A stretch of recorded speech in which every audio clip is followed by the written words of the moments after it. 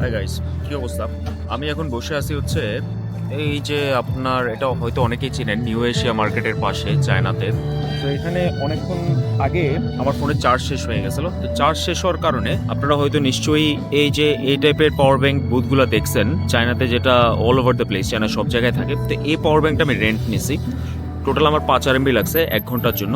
আমি যদি আপনাকে দেখাই, রেন্টটা নিতে হয় হচ্ছে এই যে উইচ্যাটে ঢুকে এই যে এখান থেকে নিতে হয়, এই যে দেখেন 5 RMB দিয়ে এটা নিছে। তো এখন আমি যে বিষয়টা নিয়ে কথা বলতে যাচ্ছিলাম, যখন আমি ধরেন বিজনেসটা সম্পর্কে একটু দেখতেছিলাম আর কি, যে তার এই ব্যবসাটা কেমনে হয় এবং এটা বাংলাদেশে করা পসিবল কিনা। তো বিজনেস লজিকটা হচ্ছে যে আপনি পাওয়ার ব্যাংক নিতে পারবেন রেন্টে, আপনার উইচ্যাটের সাথে বাইন্ড থাকে। আপনি ধরেন অনেকগুলো স্টেশন আছে, এটা রেন্ট নিয়ে আপনি পার ঘন্টা হিসেবে আপনি রেন্ট পে করবেন পাওয়ার ব্যাংক। কারণ চায়নাতে সব কিছুই যেহেতু ফোনের সাথে কানেক্টেড, আপনার ফোনে সবসময় চার্জ লাগে, এই কারণে এটা করা।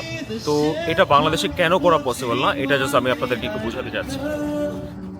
আপনি জাস্ট একটু এই যে ম্যাপটায় দেখেন, এই যে আমি যেখানে বসে আছি এটার পাশে প্রত্যেকটা ইয়েলো ডট দেখতেছেন, এটা একটা একটা স্টেশন।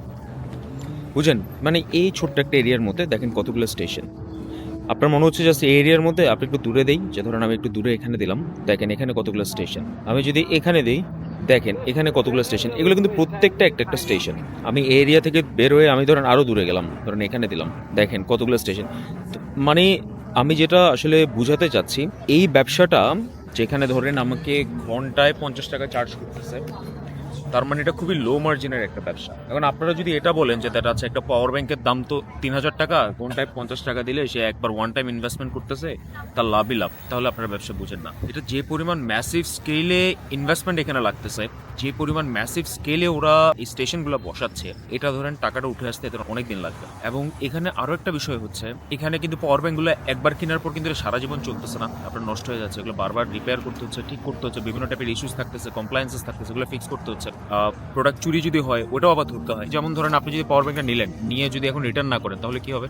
এখানে কিন্তু এই সুযোগটা নেই, কারণ এখানে হচ্ছে গভর্নমেন্ট এটা প্রোটেক্ট করে।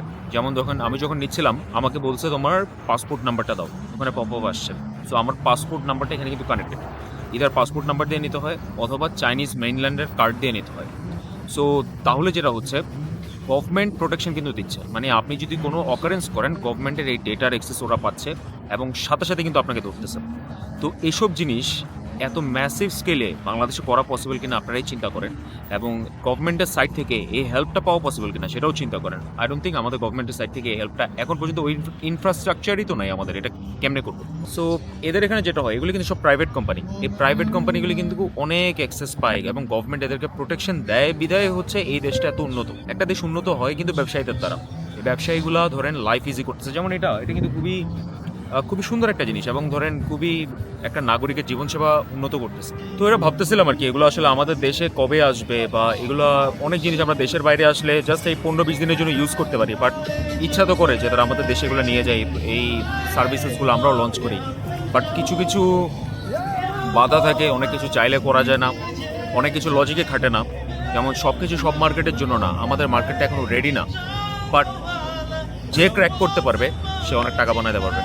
Hope this makes sense. See you in the next video. Bye.